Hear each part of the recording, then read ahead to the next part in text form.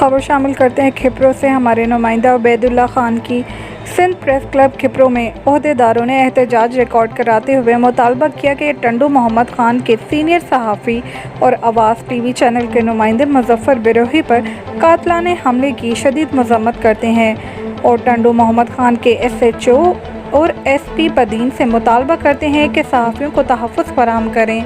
सहाफ़ी अवाम की आवाज़ ऐवानों तक पहुँचाने में मदद करते हैं। सहाफ़ी मज़लूम की आवाज़ बनते हैं। सहाफ़ियों को आज़ादी से काम करने की यकीन दहानी कराई जाए। जैसे टंडू मोहम्मद खान में एक सहाफ़ी ने मंशियात की निशानदेही की तो मंशियात फ़रोश ने इन पर कातिलाना हमला करके शदीद ज़ख्मी कर दिया। ऐसे वाक़यात को रोकने के लिए मुलज़िमों को सख्त से सख्त सज़ा दी जाए। हम हुकूमत सिंध से भी मुतालबा करते हैं कि सहाफ़ियों को तहफ़्फ़ुज़ फराहम करने में अपना किरदार अदा करे। के ऊपर FIR काटने के लिए दरख्वास्त भी दे रखी है, लेकिन अफसोस के साथ कहना पड़ रहा है कि खिपरो पुलिस और खिपरों की दूसरी इंतज़ामिया इस मसले पर कोई भी नोटिस अब तक नहीं ले सकी।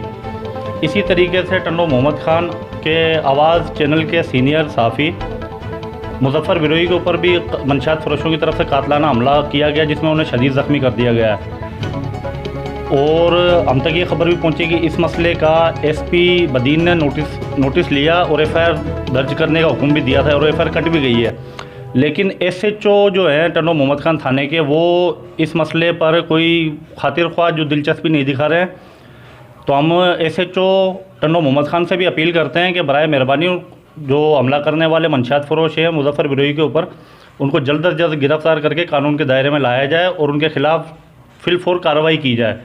SP बदीन से भी हम यही गुजारिश करते हैं कि सर, आपने FIR तो कटवा दी है, अब कातिलों की गिरफ़्तारी में भी सहाफ़ियों की मदद कीजिए।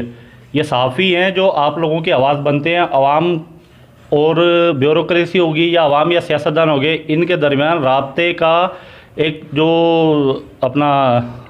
एक तरीका होता है, वो सहाफ़ियों के ज़रिए ही पाए तकमील तक पहुँचाया जाता है। तो हम आपकी सपोर्ट करते हैं, आप भी हमारी सपोर्ट कीजिए।